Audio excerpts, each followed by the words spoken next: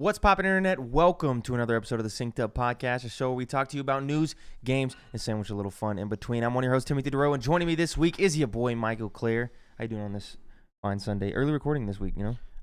It sounded like you pronounced it Michael with a G. Michael. I got a little sinuses action. You got sinuses, bro? So did a little I. sinuses action. I've had the sniffles, the Michael Clare. I think it's just the mid-October sickness. Yeah. The classic. It's a classic. Today we're going to talk about delays, new games, and PC ports. But before we get into that, if you enjoy our show, you should consider supporting us on Patreon at patreon.com/syncedup, where for $1 you can get access to our lovely Discord, where the boys are playing some weird soccer management game. They're playing that stuff. That stuff's fun. Over $5, you can get access to the Discord and both the post shows that we do and many more goodies, all from youtube.com/syncedupodcast and podcasting services around the globe. New episodes of this show specifically go up in all of those feeds Mondays, 7 a.m. Central Time Zone gang. You can also write into the show to synceduppod@gmail.com or the reader mail submissions tab of the Discord with any questions, comments, or concerns, and we may read those on the show. You should also consider dropping a follow on Twitter at synceduppod to keep up to date with all of our content from across the board. Dun, dun, dun, dun, what? While I was gone last week, I believe for the movie pod, did Adri say Yeah. Central Time Zone game? Yeah. I had to go slow. I was like 7 a.m. Okay, good. I was about to say fake fan if she didn't. You know? Yeah. So let's just jump right in. What are we jumping into? So the GTA Remastered Trilogy launches November 11th, followed by a physical release coming December 7th. This is from Cameron Faulkner at The Verge. Rockstar Games finally showed off a trailer for the remastered Grand Theft Auto Trilogy, including GTA 3, Vice City, and San Andreas, showcasing many graphical quality of life improvements made to each game. The Grand Theft Auto the Trilogy, the Definitive Edition collection, will launch digitally on November 11th for $59.99, and you'll be able to play them on Nintendo Rockstar Games Launcher. We'll play them on it. See, I skipped a line. Yeah. You ever do that when you're reading like a book back in the day and then you're like, what? That doesn't make any sense. And sometimes it does make sense. Yeah, because you'll be able to play them on the Nintendo Rockstar Game Launchers. Like, it makes sense. You'll be able to play them on the Nintendo Switch, PlayStation 4 and 5, Xbox One, the newer Series X and S consoles, and PC via the Rockstar Games Launcher. It'll get a physical release on December 7th, followed by Rockstar Game... That line, I'm stuck on that line. Followed by versions for iOS and Android in the first half of 2022. Rockstar Games launched a site where you can look through more details. Xbox Game Pass subscribers will get instant access to Grand Theft Auto San Andreas, the Definitive Edition, on launch day. Grand Theft Auto 3, the Definitive Edition, will come to PlayStation Now on December 7th. Each of these games was remastered by Grove Street Games, which appears to have done extensive work to make them far prettier and more playable than their PS2 counterparts. Rockstar says it used Unreal Engine and completely rebuilt the lighting system, and the graphical improvements seem to touch particularly every part of the games. Practically every part of the games. The list provided in Rockstar's press release includes improved shadows, weather and reflections, and upgraded character and vehicle models. There are increased draw distances, smoother surfaces, and higher resolution textures across buildings, weapons, roads, interiors, and more. Rockstar Games confirmed that each game has Grand Theft Auto 5 inspired controls. That alone should do a lot of heavy lifting and making these games feel more modern. Targeting and lock-on aiming has been overhauled in each game. In terms of their interfaces, each game offers updated weapons and radio station wheels, along with mini-maps that let players set waypoints and destinations. There are some platform-specific additions too. On Nintendo Switch, Rockstar added gyroscopic aiming, and you can utilize its touchscreen to zoom or pan with the camera and make selections with menus. The PC version, a 45GB download, supports NVIDIA's DLSS tech that can help games run a little better on a wider array of graphics cards without a noticeable drop in visual quality. Have you seen the trailers or the screenshots or anything? I've seen some screenshots. It looks really good, actually. Yeah, it does look good. Because remember going into this, like when they first announced this, I was talking about how if it's just going to look like the PS2 counterparts, I don't think I'm very interested in playing because I kind of want updated graphics. Honestly, I think I'm interested in playing because when you look at it, it's like stylistic. I'll play San Andreas simply because it's going to be on Game Pass and I haven't played it before. What I compared it to is like Psychonauts 2. It's like an art style. It looks like a PS2 game, but in a good way in this sense, and not like a bad way, because it looks like a modern game stylized with a PS2 style like art style. You couldn't just release this game as a new IP and people be okay with it. Yeah. Because that was the same thing we said with Psychonauts, where like if you're trying to make a new game and you want it to look like Psychonauts, you probably can't do that. Yeah. Just simply because of how the industry is right now. But it actually looks really good. Like the lighting and everything, I was like, damn, this looks like really clean, just with like artistic, like art styles with all characters and stuff. Can you buy them individually? No. it's so weird because you get individually San Andreas with Game Pass, and you get 3 with PS Now. It's just so weird that they clearly have the ability to split them up. To me, it makes sense because it's like I think that just encourages people to buy. So you say like, PlayStation Now users get 3, but if they want the other 2, they have to buy the collection. And then, Game Pass people get San Andreas, and if they want all 3, I guess it's fair. They get the collection. I think it's cool that they split it up like this, that they put different one on each different console, and they said, hey, yeah, you get this one and you get this one. But they took both of the services. Like PS Now, of course, is not as great as Xbox Game Pass, but it's still really good. And so they took, that service gets this game and this service gets that game, and if y'all want Vice City and the other that the other game company has, then you have to buy the trilogy. I think it's like a great money marketing thing. Well, I think it's... I don't know. I think it's heavily favored in Xbox's side, though, because San Andreas, I think, is way better than 3. Oh, and they get it earlier, which I guess PlayStation a little weird. fumbled a bag there. I don't know. It's kind of weird. The Switch stuff, the gyroscopic aiming and all that. I hate gyroscopic aiming, bro. I'm never going to use it. I would never. Yeah. The touchscreen, maybe. Just zooming in and, like, clicking stuff. But gyroscopic aiming, hell nah, bro. I couldn't get into Splatoon 1. I think the reason they're not splitting it up is, like, with what Nintendo did with 3D All-Stars, where like even if you just want to play Galaxy, you're paying $60 to play Galaxy. Yeah, that's true. Because we got Mario 64 now. Yeah, so there's no point until like I don't know. Yeah. It's just getting you to pay for more things that you're probably not going to use. Yeah. Good stuff, though. I'll play San Andreas. Faux show. Oh, I will. This next game I'll play the shit out of, though. I will. Stardew Valley creators' next game is Haunted Chocolatier. Stab monsters and make chocolate in this action RPG. Is from Steve Dent at Engadget. Stardew Valley creator Eric Barone, a.k.a. Concerned Ape, has made a surprising unveiling of his next game, Haunted Chocolatier. It has the same pixelated SNES look as Stardew, with characters, set pieces, and themes that are similarly cute and quirky. Quote, in this game, you will play as a chocolate living in a haunted castle. Chocolatier, as a chocolate, living in a haunted castle. In order to thrive in your new role, you will have to gather rare ingredients, make delicious chocolates, and sell them in a chocolate shop, according to Barone's blog on the new website. The video shows characters heading out into a town, the castle, a mountain, and other scenarios to seek ingredients and fend off creatures. It's Barone's first game since Stardew Valley launched in 2016, but so far it's not a lot more than a demo. Barone has yet to finalize the gameplay systems and has said he doesn't even want to be tied down to any particular concept of what the game is ahead of launch.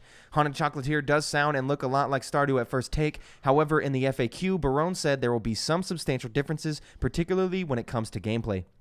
Like Stardew Valley, Haunted Chocolatier is another town game where you move to a new town and try your hand at a new way of living. You'll get to know the townspeople, achieve your goals, and make progress in many ways. All of that is similar to Stardew Valley. However, the core gameplay and theming are quite a bit different. Haunted Chocolatier is more of an action RPG compared to Stardew Valley, and instead of a farm being the focal point of your endeavors, it's a chocolate shop. Barone wouldn't reveal other details like whether a new title is set in the same game world as Stardew, nor a release date or even a general time frame. He did say that it would be a single player only with no plans for multiplayer. The game will 100% come to PC, though he has every intention to bringing it to the other major platforms as well. So seems like this thing's in quite early in development. Very, very early, so we probably won't see it for 2 years-ish. Looks really nice. I'm super into it. I mean, Willy Wonka, Stardew Valley. It's not something I thought I wanted. And then as soon as seeing it, I was like, yeah, I want this. Little wary, though, about the action RPG thing, because that means, of course, make it more combat-focused and stuff like that. That's like, in my opinion, the worst part of Stardew Valley is like fighting monsters and stuff. Yeah, it's fine, but it's not the focal point of that game. So if you're making that the focal point of this game, that makes me a little bit worried. But I mean, this guy released Stardew Valley, so I think he can pull it off for sure. And of course, he said, "I don't want to be tied down to a specific thing for this game." So this could be completely different. Yeah, this is just me telling you, it's going to be a Haunted Chocolatier game, and we'll change some stuff up. I'm about it, bro. I like chocolate. Me too. I like Concerned Ape. Me too. I like Stardew Valley. What's not to love here? Yeah, I'm 100% down. I'm so in for this. So get excited for that whenever it comes. Hopefully it comes to consoles closer than close to the PC release, I hope. More new games, though. New Splinter Cell game in production, and it's not a spin-off. The main series has been dormant since 2013, but a new game could be announced next year. This is by Eddie McCook at GameSpot. Ubisoft is working on a Splinter Cell game, according to a report from Tom Henderson at VGC. The game is said to be in early phases of production, and that there is a small chance it will be announced in 2022. The report had no insight on which studios are working on the new Splinter Cell game. However, sources said the game may be developed by a studio outside of Montreal. According to the report, Ubisoft is greenlighting a game greenlighting the game in part as a means of winning back fans who didn't embrace Splinter Cell's mobile and VR spinoffs. Like, no shit, bro. That's like 99% of them. Yeah. If it's real, this would be the first new Splinter Cell game since 2013 Splinter Cell Blacklist, which was developed by Ubisoft Toronto and released on PS3, Xbox 360, Wii U, and PC.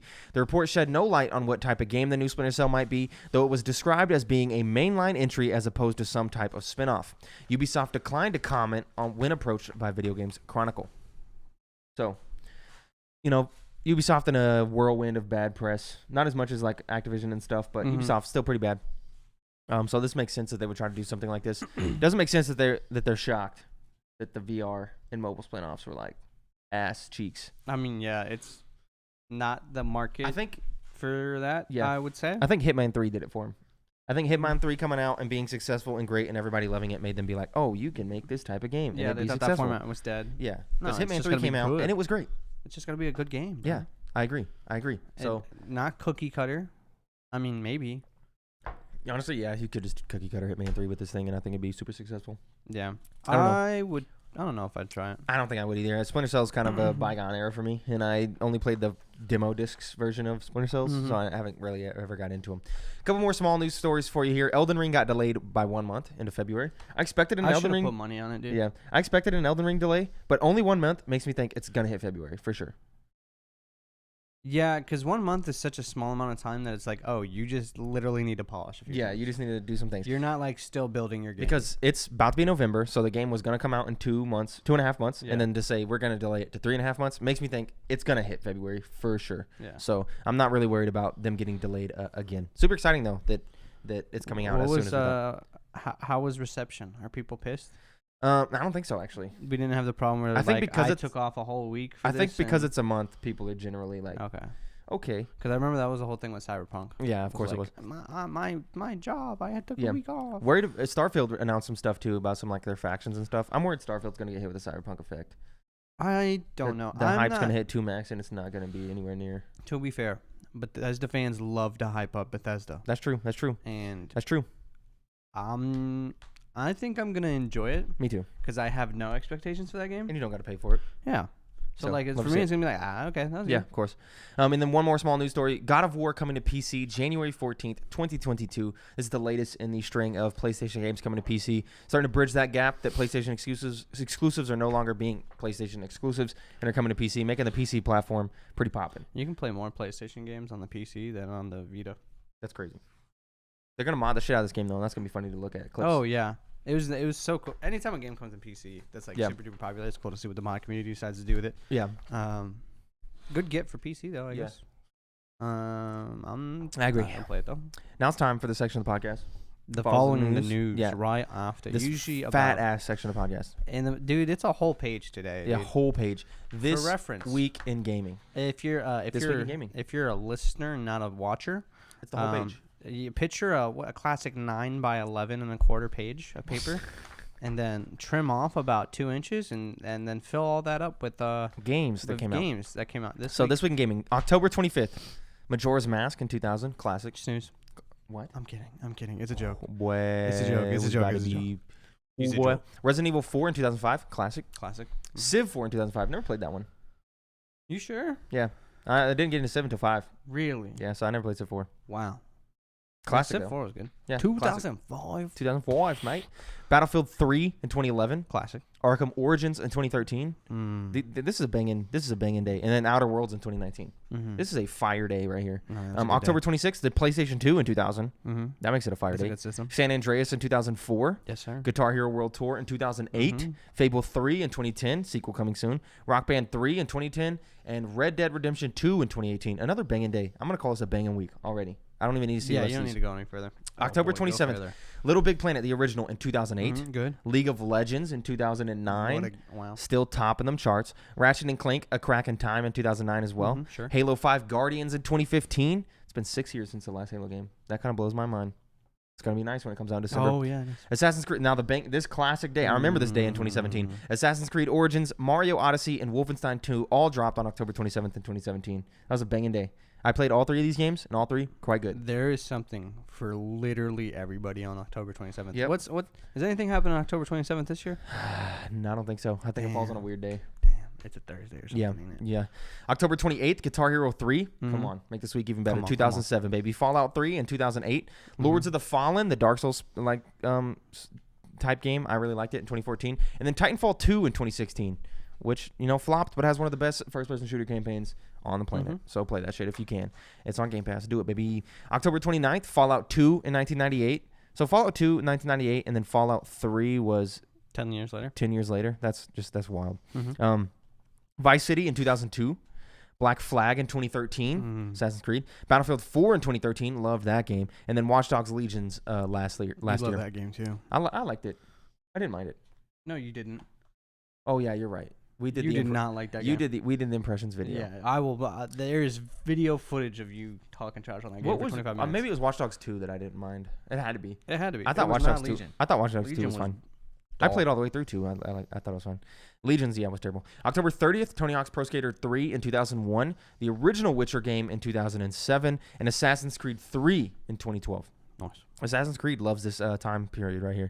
October 31st, Twisted Metal 2 in 1996, Crash Bandicoot Warped in 1998, Resident Evil 2 in 1999, and Luigi's Mansion 3 2 years ago in 2019. What a day, dude. Yeah. That's a good day. This is a good-ass week. Good week. Maybe week of the year. I don't know. We should keep track of week of the year. Yeah. And I think it's that one. I think this one's pretty high up there. It's hard to beat. So now it's time for the What You've Been Playing section, and sorry, guys, but it's lax, bro. I'm just playing mobile games. Clash of Clans, freaking Clash Cookie of Clans, Run, Cookie Run Kingdom, still playing it, enjoying that. But in terms of like console games, my dad borrowed my Switch, so my dad has my Switch. My dad has my Switch, so I would have played Sora and I would have played a bunch of Animal Crossing, but my dad's borrowing my Switch to play Metroid. So when he gives me that back, I'll finish Metroid and then I'll jump into Animal Crossing. That's gonna be great.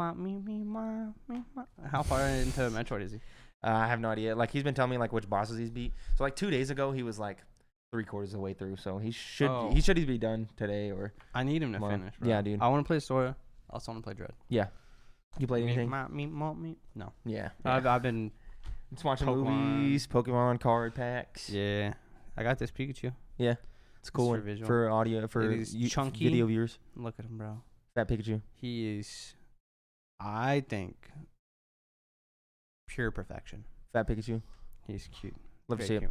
Anyway, now it's time for Reader Mail. You can write your questions into synceduppod@gmail.com or the Reader Mail submissions tab of the Discord with any questions, comments, or concerns, and we may read those on the show. So Spencer writes in, what's the best console invention that has changed the console world? The backlight on the SP to me seems like one of the greatest innovations in console history. Man, I don't think there's a long list of things that you can. Wireless controller. Is this the wireless controller? The Wiimote? Why did you go straight to the Wiimote? I don't know. That just like... I know, like other things, the GameCube had a wireless controller and other things had wireless controllers, but just the Wiimote, man. It's just feels like a classic controller. Just the Wii in general. The Wii and the nunchuck. I think what's a good one here? The 3DS 3D function. Yeah, the nunchuck. I'm kidding, it's garbage. Yeah, Turned it off on. I'd boot up a game, put it on, and then 10 minutes later turn it off. Yep. Let's see. That changed the console world. I don't think there's a lot that's done this, bro. What was VR? I guess PSVR made it a lot more accessible to the general public. What was the first good controller to hold? Xbox 360. Don't think the original Xbox was getting there. Oh, nah, the Duke was way too big. Because the 64 was gross. I think the GameCube controller is a good controller. Nah, you're insane. The Xbox controller is the best controller. Oh, no. I'm not saying it's better. Yeah. I'm saying, it got there pretty quick. Yeah. But what the Xbox came out before the GameCube? Yeah, actually, I think. Okay. Yeah, I think the GameCube was a couple years after. Probably Xbox then. I don't know. The original Xbox controller is fat as The fuck. original PlayStation controller is not bad. It doesn't. The original PlayStation controller doesn't have analog sticks. What? Yeah, the PlayStation 1 dropped with no analog sticks. It wasn't until halfway through its life cycle that they came out with the controller that had analog sticks. Okay, I definitely have PlayStation 1 controllers with analog sticks. Yeah, they exist, but they didn't come out till way later. But originally, no analog sticks, just D-pads. So that was maybe Xbox. Yeah, so the DualShock was okay, but the original Xbox was good. The 360 is where it was okay, and then now the Xbox Series S and X has this is it. You don't need this. I think the Pro controller, the new Pro controllers are really really good, but I still think the Series X controller is that's the best. The haptic feedback on the PS5 controllers is amazing. Yeah, I think it's a wonderful feature. Yeah, feature. But I think the controller itself is just okay. Just good. I don't think there's anything else crazy. Yeah, I don't know. Pablo writes in, I'm not the biggest fan of scary video games. Me Too neither. spooky for me. Agreed. But one of the funniest experiences I've ever had with friends was a small group of us getting together and watching / commenting on a buddy's playthrough of the Amnesia: The Dark Descent. Basically, a live and personal let's play. Do you guys have any memorable / fun memories around a horror video game? Bonus points if you had a communal horror experience. So yeah, actually, Austin, when he got the PSVR, my friend Austin got the PSVR before anyone. And he watched me play through a bunch of horror games like Resident Evil 7 and a bunch of like indie horror games. And so he would like watch me and he'd like buckle me because you're in the VR, so it'd be easy to like mess with somebody. And then like my brother, of course, making my brother be like, hey, play this VR game, it's a cool experience. And it was actually like a horror thing and him freaking out. So we done some cool stuff like that with horror and VR. But horror games themselves, no, those are typically solo experiences for me. I like. Yeah, Kylie busted her ass while we were trying to scare her in one of the VR games. Yeah. That was funny. Horror games typically not for me, usually. I know Outlast was good. I know I came over to your house one time and y'all were like, play this PSVR game. Yeah. And I put on the headset and I didn't get past like the start. Yeah, I think it was like don't knock twice or something. Yeah, you were like, go look at the window. Yeah. I'm like, I'm not looking at the window. Yeah, like, you jumped look out at of the there window. so fast. That was funny. Anyway, No, I hate that shit. good stuff. Good stuff. I Fielding think right. What? I think we should do that though. Yeah, that would be nice. We should get Stream spooky. some. Yeah. What's up, guys? From Fielding. I have a hypothetical situation to throw your way. You are now a pro gamer with all the cool gaming sponsors. This replaces your current job and pays 5 times what you're currently making. That's nice. That's quite nice. You can stream or enter online tourneys. The catch is that you have to play the game every day for at least 7 to 8 hours with somewhat of a social presence. Do you take the offer? What games are you known for? Yeah, I take the offer. I go for 7 to 8. I deliver mail for 7 to 8 hours every day. So like to just. But what game? What game are you going pro in? Just make it like Cookie COD Run. or something. Oh. Because like COD? there's like a new game like every year. Ew. You get a new game like every year, and you just I don't know. Nah, because the No, there's not really a good competitive scene to that. But No. you're getting paid 5 times. Yeah. Probably Arena, bro. So who's I could Like Magic Arena? I could afford to actually play Arena yeah? if I was making 5 times. Yeah. Whatever. And I guess you get a new set every few months. Yeah. Yeah. That's a good one. sell. And you can play different formats. I think I take the offer no matter what the fuck the game is. Yeah, you could say doesn't it's matter. anything. You could say you're the number one Nickelodeon. You're telling me I'm All-Stars making player. I'm getting you're timesing 5 my current pay. I would take almost any job for that. Yeah. Who Just are you signing in to? real life. What game could I pick that would like make you not take this? Let me think. There's not a single game. If You it's playing sure? a game, yeah. If it's playing a game, I'm gonna play it for 5 times the amount I'm making now. Nah, 8 bro. hours a day You though. gotta play Yes, Dark I Alliance already for 8 deliver hours a mail day. 8 hours a day. Yeah, but you get to do other stuff. I guess you can do other stuff. Like Yeah, that. after my 8 hours, I could do other shit. I know. It becomes my job. What's Tim's most hated game, dude? Nah, there's a lot of them. I don't know. You're an NSO speedrunner. NSR. NSR? Oh, no straight roads. Yeah. If I can play, but 2-player. but 2-player no straight roads. I would play 2-player no straight roads for 8 hours a day. 8 hours a day for that much money. Who's Okay, gonna fair play with you though? I don't know. Someone else could have suffered with you in Dota. that situation. Dota. What about Dota? I would play any game for 5 Alright. times the amount I'm making. Okay, but Like that's so much cash. who do you sign to? Who are you signed to? I What don't gaming know. org? Panda Global. Moist. Those are both interesting answers there. Yeah. Not where I thought that was going at all. I'd also do Smash, but I don't want to do Smash because I feel like the fighting community is like actively always going through something. Yeah, and they always hate you, and then all of a sudden you're getting Your canceled. scene's dying constantly. Everyone's- Nintendo's telling you to stop having tournaments. Unfortunately, somebody was messing around with a child. Dota, I think, has the most prize money. Yeah, it does. It does. They have the big stuff. Anyway, that's it for this show. Shorter one this week. 30 minutes. Damn. Wasn't a lot of news, man. No. And we got stuff to do. We Got could stuff to stare. do. I You gotta could. finish First Planet. Get clean. I could. Gotta fold my clothes. Do some laundry. I want to fold clothes for you. I could just bring Pikachu up to the camera for 15 minutes. For and the post show? Slowly. I need to get one of the spinning things for the table. Yeah. That way he's always constantly rotating. Yeah, that'd be nice. Anyway, that's it for this episode of the Synced Up Podcast. Thank you for watching or listening. If you listen to the audio version, you should consider going over to youtube.com/syncedupodcast and giving us a subscribe over there. If you listen to either version, you consider supporting us on Patreon at patreon.com/syncedup, where for $5 you get access to the post show that we're about to do. If not, we'll see you guys tomorrow for the movie podcast if you watch it, or You next should week. definitely listen to the movie pod. Everybody else will see you in a few minutes. It's going to be a good week. It is going to be a good week. Peace. Bye. That's Twitter.